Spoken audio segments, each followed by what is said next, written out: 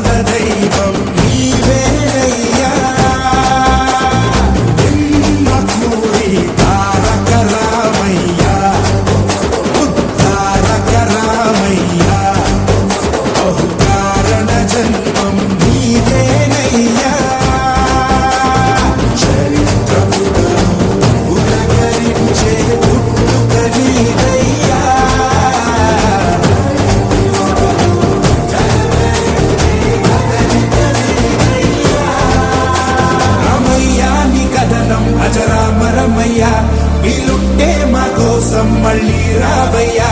జోహార్ ఎన్టీఆర్, జోహార్ ఎన్టీఆర్, విఖ్యాత విశ్వనాయక. జోహార్ ఎన్టీఆర్, జోహార్ ఎన్టీఆర్, జోహార్ ఎన్టీఆర్, విఖ్యాత విశ్వనాయక. జోహార్ ఎన్టీఆర్.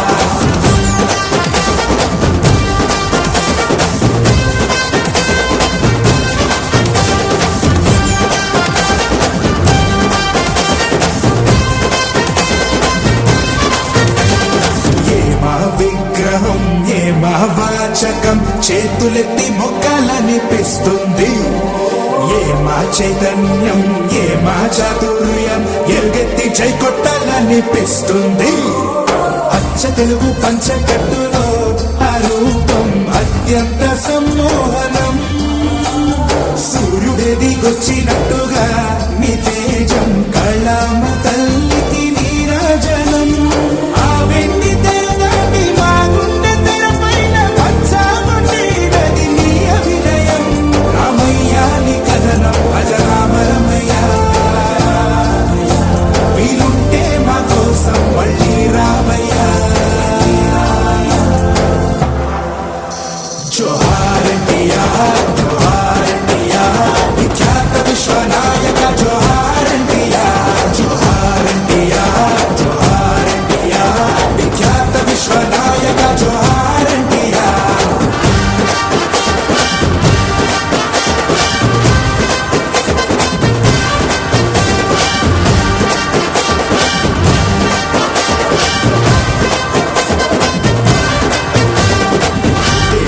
వాడి ఆత్మ గౌరవం ఖర్చించే నీ గొంతుగా. తెలుగు జాతి నిండు వైభవం వెలుగుంది నీ పేరుగా. 9 అంటే 9 మాసాల నీ ధాటికి తల వంచే సింహాసనం. పేదవాడికి అన్న ముద్దగా అందించావు మేలైన పరిపాలనం. సరిసాటిగా రాజ్యమేలింది నీ రాజసం. రామయ్య నీ కథనం అజరామరమయ్య. వీలుంటే మా కోసం మళ్ళీ రావయ్యా. జోహార్ ఎన్టీఆర్, జోహార్ ఎన్టీఆర్, విఖ్యాత విశ్వనాయక. జోహార్ ఎన్టీఆర్, జోహార్ ఎన్టీఆర్, జోహార్ ఎన్టీఆర్, విఖ్యాత విశ్వనాయక. జోహార్ ఎన్టీఆర్.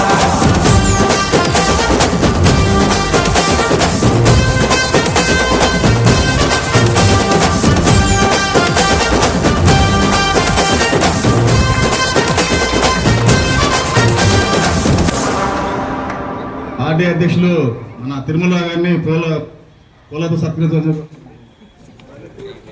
తిరుమలరావు గారిని కాదు, తిరుమలరావు గారు.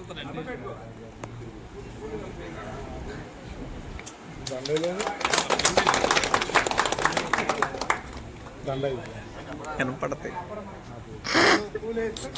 మన వాళ్ళు సిరి నాయుడు గోపాలకృష్ణ గారు, అప్పారావు గారు అందరూ రామారావు గారి విగ్రహానికి పూలు వేసి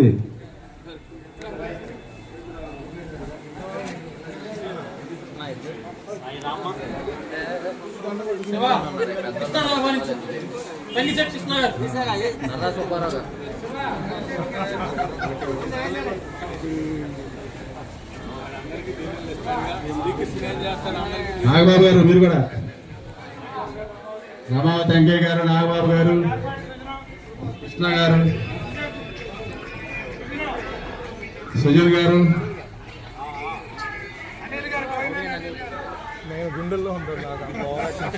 జలాని గారు, నర్రా సుబ్బారావు గారు,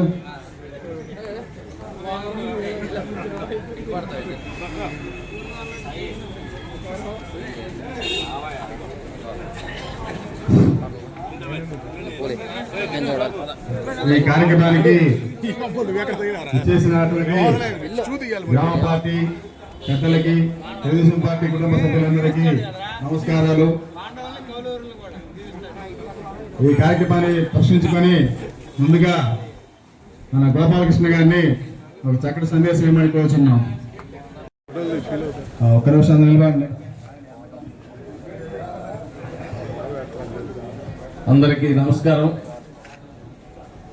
ఈరోజు స్వర్గీయ నందమూరి తారక రామారావు గారి 101వ జయంతి సందర్భంగా మనందరం కూడా ఇక్కడ అధికారంలోకి వచ్చాడో పేద బడుగు బలహీన వర్గాల కోసం సేవ చేయాలి. ఇంతకాలం నన్ను ఆదరించారు. ఒక నటుడిగా, విశ్వవిఖ్యాత సార్వభౌముడిగా, ఒక నటరత్నగా, ఒక పద్మశ్రీగా, ఒక డాక్టర్గా అనేక బిరుదులతో నన్ను సత్కరించారు. ఈ తెలుగు జాతి రుణాన్ని నేను తీర్చుకోవాలి అనే ఒక నినాదంతో మరి 9 నెలల్లో నిర్విరామంగా ఆయన భార్య ఆరోగ్యం లేనప్పటికీ కూడా ప్రజల్లో ఉండి కష్టపడి పార్టీ అధికారంలో తీసుకొచ్చి ప్రజలకు సేవ చేయడం కోసం సంక్షేమ కార్యక్రమాలు మొట్టమొదటి జరిగింది.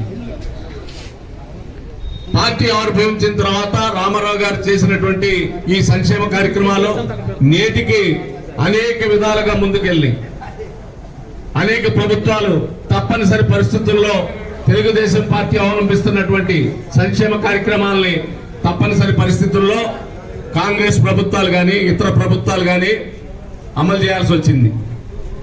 లేదంటే సంక్షేమం అనేది మర్చిపోయేవాళ్ళం. అసలు పార్టీలు కానీ ప్రజాప్రతినిధులు కానీ గ్రామాల్లో రావటం కానీ మనం ఏనాడు కూడా చూడాల. ఈనాడు ప్రజాప్రతినిధులే కాదు, మంత్రులు, ముఖ్యమంత్రులు కూడా గ్రామ స్థాయిలోకి, వార్డు స్థాయిలోకి వచ్చి తిరుగుతున్నారంటే ఆ మహనీయుడి యొక్క సిద్ధాంతాలు, ఆయన నమ్మిన సిద్ధాంతం. భారత రాజ్యాంగ నిర్మాత బిఆర్ అంబేద్కర్ గారు రచించినటువంటి రాజ్యాంగాన్ని అమలు జరపాలనేది ఒక స్లోగన్ తోటి చైతన్య రథం మీద తిరిగి 9 నెలల్లో అధికారంలో తీసుకొచ్చారు. నాటి నుంచి నేటి వరకు కూడా ఆ పార్టీ సిద్ధాంతాల కోసం కష్టపడుతున్నాం. మరి గత 5 సంవత్సరాలుగా ఇక్కడ ఉన్నటువంటి సభ్యులందరూ కూడా రైతాంగం కానీ, కార్మికులు కానీ, కర్షకులు కానీ, రైతు కార్మికులు కానీ, చేతి వృత్తుల వారు కానీ అనేకమైనటువంటి ఇబ్బందులు పడతమే కదా ఆర్థికంగా కూడా దెబ్బతీయడం జరిగింది నిరంకుశ ప్రభుత్వం. దీని మీద అనేకమైనటువంటి బాధలు పడ్డాం, కేసులు పడ్డాం, అనేకమైన ఇబ్బందులు పడ్డాం. మన పిల్లలు ఇబ్బందులు పడ్డారు, చదువులకు ఇబ్బందులు పడ్డారు.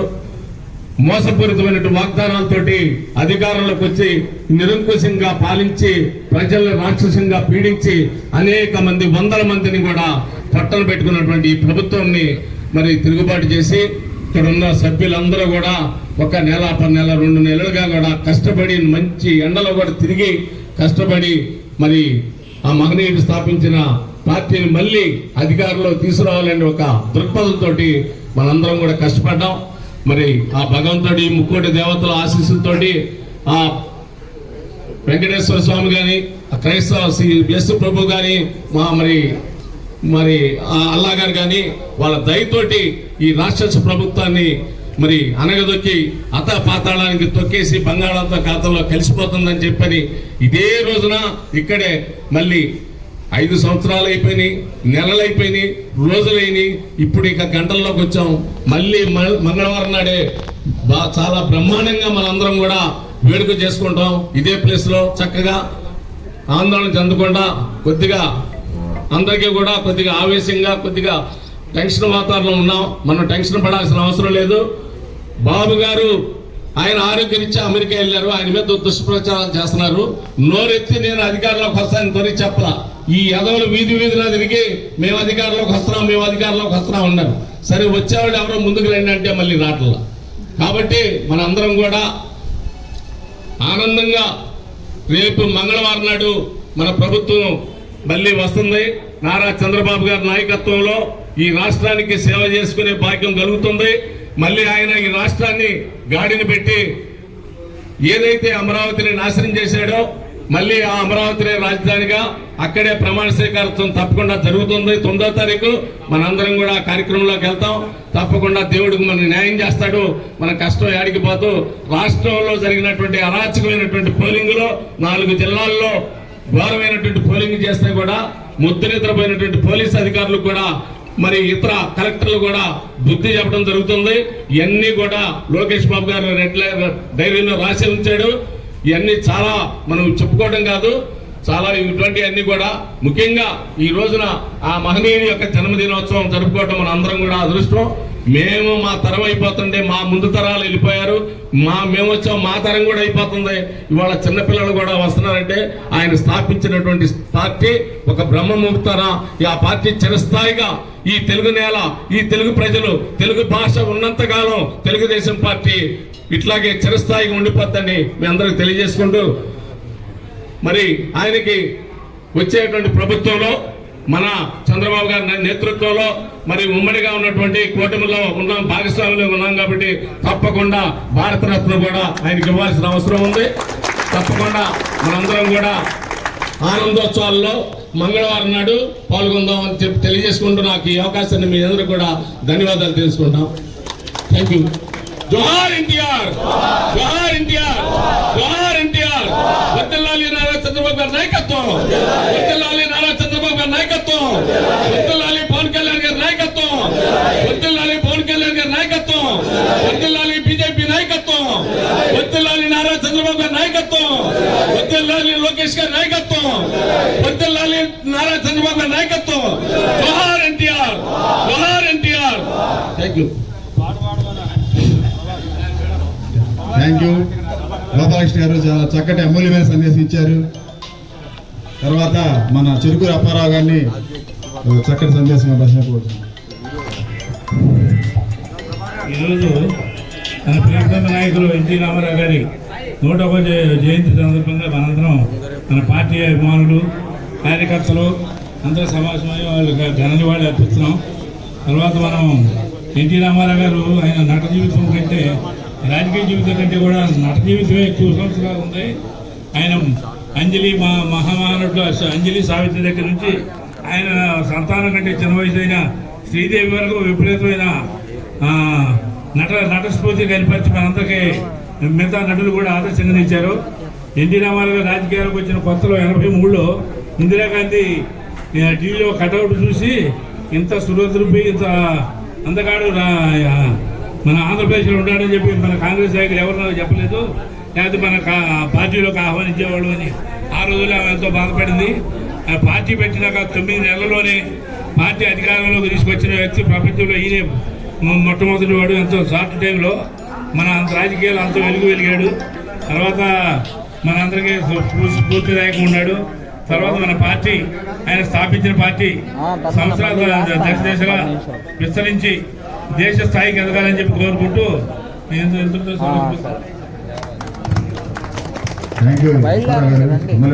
ఇచ్చారు. తర్వాత మన పార్టీ సీనియర్ నాయకులు సూరిబాబు గారిని అమూల్యమైన సందేశం ఇవ్వాల్సిందిగా కోరుతున్నాం. అందరికీ నమస్కారం. విశ్వవిఖ్యాత నట సార్వభౌమ డాక్టర్ పద్మశ్రీ నందమూరి తారక రామారావు గారి 101వ జయంతి సందర్భంగా చేసిన గుంటుపల్లి గ్రామ నాయకులకి, కార్యకర్తలకు శుభాభివందనాలు. ఒక లెజెండరీ నాయకుడు, ఈ లెజెండరీ నాయకుడిని చెప్పుకోవాలంటే మనందరం ఆదర్శంగా తీసుకోవాలి. ఆయన 60 సంవత్సరాలు సినిమా రంగంలో రాణించి మౌటం లేని మహారాజుగా వెలిగి మంచి వెండి పల్లెల్లో బంగారు పల్లెల్లో అన్నం తింటూ రోజుకి ఆ రోజుల్లో 10 లక్షలు 15 లక్షలు పారితోషికం తీసుకుంటూ ఎక్కడ చూసినా వంది మాగాంధులు ఎక్కడ చూసినా బ్రహ్మరథాలు పెట్టే టైంలో నాకు ఈ పాన్ పక్కర్లేదు, ప్రజలకు సేవ చేయాలనే సంకల్పంతో తెలుగుదేశం పార్టీ అంకురార్పణ చేసి ఈరోజు ప్రజల మధ్యకు వచ్చి రాష్ట్రంలో భారతదేశంలో నూతన శకానికి నవయుగానికి నాంది పలికిన లెజెండరీ నాయకుడు. అందుకని ఆయన లెజెండరీ అంటారు. ఎందుకంటే ఉన్న త్యాగాలన్నిటినీ సుఖాలని మరిచి పేద ప్రజలకు కష్టం చేయడానికి వచ్చిన లెజెండరీ నాయకుడు. అక్కడి నుంచి విజనరీ నాయకుడు ఎలా పుట్టాడు అనేది మనం తెలుసుకోవాలంటే ఈయన ఆదర్శంగా తీసుకొని ఈ ప్రపంచానికి విజనరీ ఏంటో చూంచాలని ఆ విజనరీ నాయకుడిని తయారు చేసిన ఘనత నారా చంద్రబాబు నాయుడు నేననే నాయకుడిని మన పార్టీకి అందించిన ఘనత ఈ తెలుగుదేశం పార్టీ అని కూడా గొప్పగా చెప్పుకోవాల్సిన బాధ్యత మన మీద ఉంది. లెజెండరీ విజనరీ కలిసి ఈ రాష్ట్రాన్ని అగ్రగామంలో నిలబెట్టాల్సి వచ్చినప్పుడు మన నాటు పోట్లు ఎదురైన పవన్ కళ్యాణ్ గారు మోడీ సహకారంతో విజనరీ నాయకుడు చేసిన విజనరీ గొప్పతనం. ఎందుకంటే అలుపెరగిన పోరాటం చేసి ఈరోజు రాష్ట్రంలో జరిగిన ఎన్నికల్లో ప్రతి ఒక్క కార్యకర్త మీ శ్రమని సమిష్టి నాయకత్వంతో ఈ గుంటుపల్లిలో కూడా ఇక్కడికి ఇచ్చేసిన ప్రతి ఒక్కరూ సమిష్టి నాయకత్వం అంటే ఎలా ఉంటుంది అనేది మైలవరం మొత్తానికి చూంచి గుంటుపల్లిని మొత్తం మైలవరం వైపు చూపించిన ప్రతి ఒక్క కార్యకర్తకి తెలుగుదేశం పార్టీ అభిమానికి ప్రతి ఒక్క కార్యకర్తకి పేరు పేరున ధన్యవాదాలు తెలియజేసుకున్నాం. మీరు కష్టపడిన ఫలితం గుంటుపల్లి గ్రామంలో గతంలో ఎన్నడూ లేని ఎన్నికల్లో లేని ఫలితం మీరు మీ కష్టాన్ని రేపు బ్యాలెట్ బాక్సుల్లో మీరు చూడబోతున్నారు. ఆ విజయం మీది. ఇక్కడ కష్టపడ్డ ప్రతి కార్యకర్త ప్రతి కుటుంబానికి చెందింది. ఎందుకంటే భారీ మెజార్టీతో విజయకేతనం ఎగిరైపోతున్నాం గుంటుపల్లిలో. కాబట్టి అలానే మైలవరం చరిత్రలో భారీ విజయం నమోదు చేసుకోబోతున్నాం. కాబట్టి ఈ భాగంలో 20 రోజులు 40 రోజులు ప్రతి ఒక్క కార్యకర్త ఏ రోజు పిలిస్తే ఆ రోజు పార్టీకి సహకరించి అందరూ చేశారు. మీరు పెద్దలు కూడా అందరూ ఇక్కడ ఉన్నారు. మాలాంటి వాళ్ళు కూడా చిన్న విధంగా మన్నించాలి. ఎందుకంటే మీతో ప్రయాణం చేస్తూ మరి నాకు అక్కడ గురుతువైన బాధ్యత. విశాఖపట్నంలో 30 సంవత్సరాలు ఉద్యోగం చేశా, 30 సంవత్సరాల అభిమాన సంఘం నడిపా. చివరికి నా సేవలు కూడా ఒక పెద్ద నియోజకవర్గంలో పెద్ద వార్డులో నా బాధ్యతలు అప్పచెప్పినప్పుడు మీ అందరినీ విస్మరించి కొంచెం మరి పక్కకు తప్పుకొని 20 రోజులు మీ మధ్య లేకపోవటం కూడా మీతో పాటు పనిచేయి అన్ని సలహాలు ఇస్తూ సూచనలు ఇస్తూ మీరు నాకు ఇచ్చినవి కూడా పాటిస్తూ మీ అందరి గౌరవాన్ని పెంచే విధంగా తయారు చేసుకొని నేను అక్కడికి వెళ్ళా.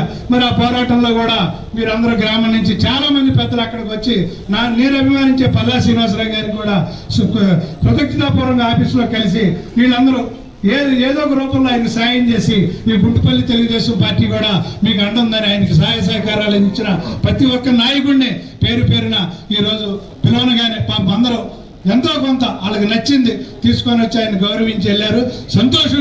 ఈ ఊరు గుర్తింపును కూడా విశాఖపట్నంలో నేను గుర్తుపెట్టుకుంటానని, అలాగే రాబోయే రోజుల్లో కూడా మనందరం కలిసి ఇదే స్ఫూర్తితో ప్రతి ఎన్నికల్లో అసలు గ్రామ సమస్యల్లో కానీ పోరాటాల్లో కానీ ఏ సమస్య అయినా గుంటుపల్లిని అభివృద్ధి పదంలో ఈ గుంటుపల్లి తెలుగుదేశం పార్టీ నాయకులు కార్యకర్తల సమన్వయంతో ఇదే విధంగా సమిష్టి నాయకత్వం పనిచేసుకొని గుంటుపల్లిలో తెలుగుదేశానికి పెట్టను కోటగా తయారు చేసుకొని ప్రతి కార్యకర్త కష్టపడ్డ కార్యకర్తని మన నాయకులందరూ గుర్తుపెట్టుకుంటారు. ప్రతి ఒక్కళ్ళు ఏ బాధ్యత ఇచ్చినా ఏ క్షణంలో ఇచ్చినా నిర్వర్తించినందుకు ఇంకొకసారి కృతజ్ఞత తెలియజేసుకుంటూ భవిష్యత్తులో కూడా ఇలానే ఉండాలి, చల్లగా ఉండి కార్యకర్తలందరూ ఇలానే కలిసి మమేకవ్వాలని కోరుకుంటూ మీ అందరికీ ఈ టైంలో తక్కువ టైంలో మరి ఎంతమంది తరలి వచ్చినందరూ కూడా పేరు పేరున ధన్యవాదాలు తెలియజేసుకుంటూ సెలవు తీసుకున్నాం. జోహార్ ఎన్టీఆర్, జై చంద్రబాబు, జై లోకేష్, జై పవన్ కళ్యాణ్, జై మోడీ. ఇప్పుడు ఎవరన్నా వెంకటేశ్వర గారు, మున్ని గారు, ప్రెసిడెంట్ గారు, ఇప్పుడు పెద్దలు గ్రామ పెద్దలు మనకి పితామహులు అప్పారావు గారు, వెంకటరావు గారు, చెరుకూరు రామకృష్ణ గారు, తిరుమలరావు గారు అందరూ ప్రెసిడెంట్ గారు కలిసి కేక్ కట్ చేయవలసిందిగా కోరుచున్నాం.